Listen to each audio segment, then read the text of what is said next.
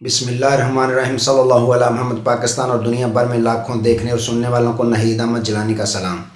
ناظرین، آپ کو جیلانی جی یوٹیوب چینل اور فیس بک پیج پر خوش آمدید۔ امید کرتا ہوں آپ جہاں کہیں بھی ہوں گے اپنے اہل خانہ سمیت باخیریت ہوں گے، خوش بھی ہوں گے اور محفوظ بھی۔ ناظرین اکرام، اپنی گفتگو کا آغاز کرنے سے پہلے تمام خواتین و حضرات سے یہ گزارش ہے جو ہمارے چینل پہ ابھی نئے ہیں وہ اپنا جیلانی جی چینل سبسکرائب فرما لیں تاکہ روزانہ آپ تک ہماری نئی ویڈیوز آسانی کے ساتھ پہنچ سکیں۔ بلا تحیر اپنی گفتگو کا آغاز کرتا ہوں۔ ناظرین اکرام، اسحاق ڈار کے استعفیٰ پر ایک نیا پھڈا پڑ گیا، اس پہ میں نے ایک بات کرنی ہے۔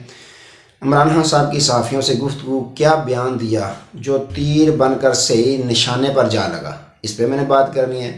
حامد میر صاحب نے بڑکتی پر اور پٹرول چھڑک دیا، اس پہ میں نے بات کرنی ہے۔ ناظرین اکرام، سب سے پہلے تو آپ کو علم ہے کہ سابق وزیر اعظم عمران خان صاحب نے رات گئے صحافیوں سے ملاقات کی۔ کسی صحافی نے یہ سوال کیا کہ آپ نے army chief general Asim Munir صاحب سے ملاقات کیوں نہیں کی؟ تو جس طرح آپ کو علم ہے کہ اس سے قبل بھی انہوں نے کہا تھا کہ تالی دونوں ہاتھوں سے بجتی ہے، ایک ہاتھ سے تالی نہیں بجتی۔ دوبارہ انہوں نے کہا کہ میں کس طرح ملاقات کر سکتا ہوں، آرمی چیف سید عاصم منیر صاحب جو ہیں وہ مجھے دشمن سمجھتے ہیں اپنا۔ جی ہاں ناظرین اکرام، انہوں نے یہ فرمایا کہ وہ مجھے اپنا بہت بڑا دشمن سمجھتے ہیں، تو میں کس طرح ان کے ساتھ ملاقات کر سکتا ہوں؟ حالانکہ پاک فوج میری ہے، میں بار بار کہتا ہوں پاک فوج میری ہے، فوج کے بغیر ہم کسی کام کے نہیں ہیں، لیکن وہ مجھے اگر دشمن سمجھے تو میں کس طرح ملاقات کر سکتا ہوں؟ تو ناظرین اکرام، پھر کسی صحافی نے پوچھا کہ جو پی ڈی ایم والے ہیں وہ یہ تاثر دینے کی کوشش کرتے ہیں کہ عمران خان صاحب کے ساتھ کوئی بھی ملک جو ہے وہ کام کرنا پسند نہیں کرتا، یعنی عمران خان صاحب کو بطور وزیر اعظم جو ہے وہ پسند نہیں کرتے دیگر بے شمار ممالک۔ تو خان صاحب نے جواب دیا کہ محمد بن سلمان کے ساتھ میرا آج بھی رابطہ ہے، جو زیادہ ایشو بنایا جاتا ہے کہ ان کے ساتھ وہ پسند نہیں کرتے، یہ ہوا وہ ہوا، ان کے ساتھ تو میرا آج بھی رابطہ ہے۔ تو ناظرین اکرام، یہ خبر، یہ بیان ان کا دینا تھا جو پی ڈی ایم والوں پر بجلی بن کر گرا، اور ان کا خان صاحب کا یہ بیان جو دینا تھا یہ تیر صحیح نشانے پر جا لگا۔ ایک طرف سے پیغام بھی دے دیا سابق وزیر اعظم عمران خان صاحب نے جنرل عاصم منیر صاحب کو کہ آپ ملاقات کرنا چاہیں تو میں تو پاک فوج سے محبت کرتا ہوں، میرے دروازے کھلے ہیں، اگر ملاقات کریں گے تو میں ضرور کروں گا۔ یہ بھی پیغام دے دیا دبے لفظوں میں۔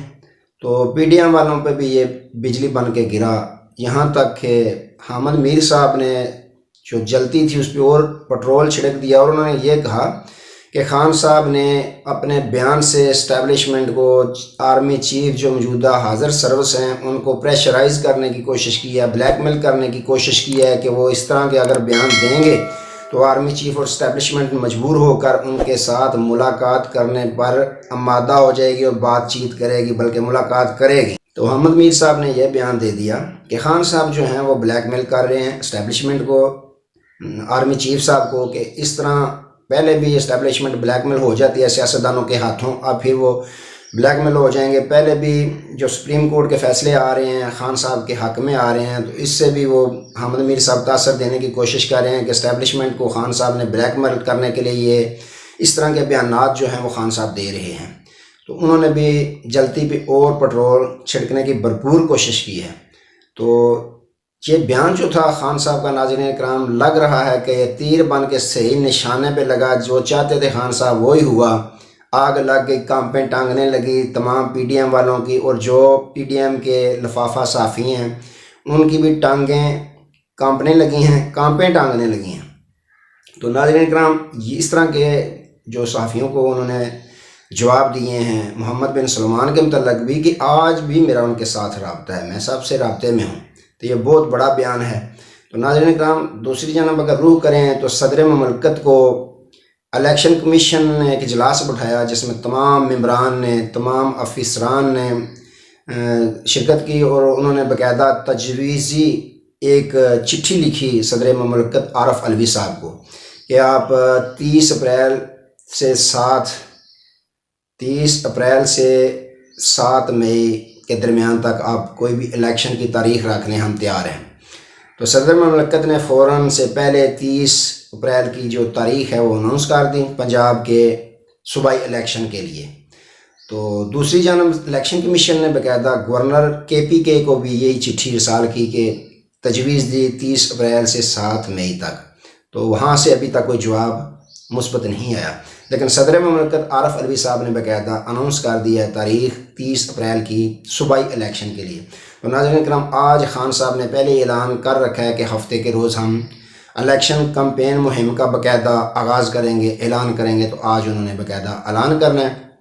کمپین بھرپور طریقے سے انہوں نے کہا کہ ہم چلائیں گے، ڈور ٹو ڈور ہم جو ہے کمپین اپنی چلائیں گے۔ تو ناظرین کرام، اندر کی خبر رکھنے والے یہ خبر دیتے ہیں کہ امپورٹڈ حکومت کے جو اتحادی ہیں، سب سے بڑے اتحادی پیپلز پارٹی ہے، آصف زرداری صاحب، اتحادیوں کا بھی یہ خیال ہے کہ الیکشن جو ہے وہ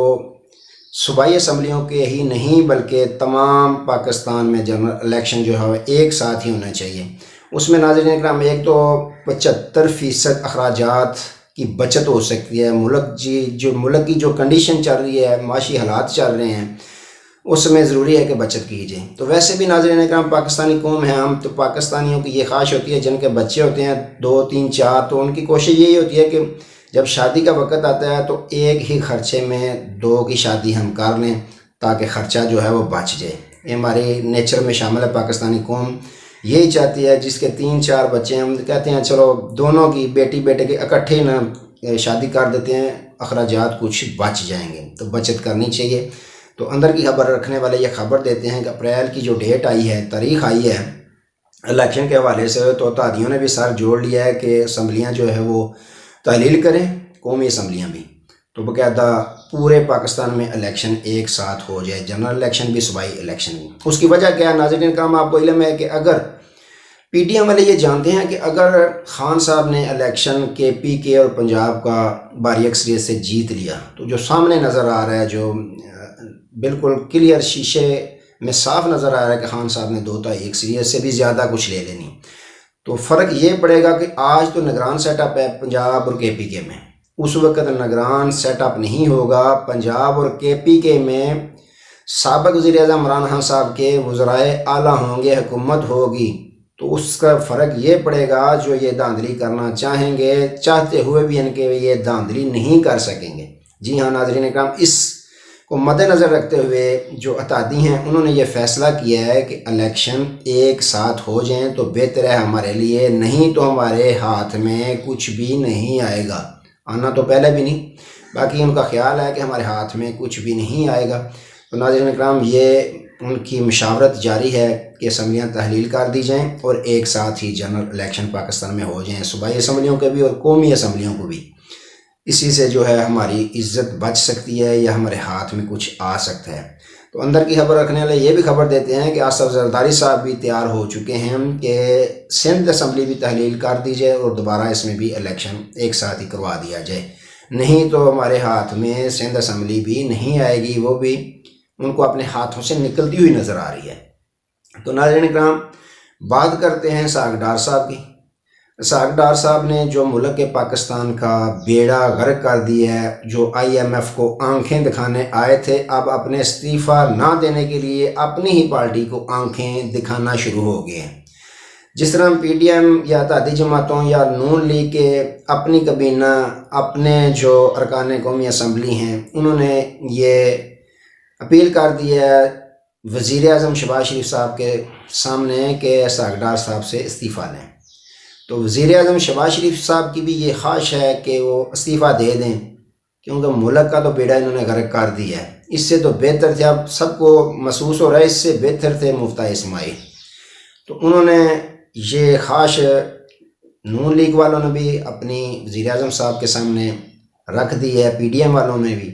وزیر اعظم شہباز شریف صاحب کی بھی یہ خواہش ہے کہ اسحاق ڈار صاحب خود ہی ریزائن کر دیں، استعفیٰ دے دیں، لیکن نواز شریف صاحب کے سمدھی ہیں وہ، ان کی یہ خواہش نہیں، وہ چاہتے ہیں کہ مزید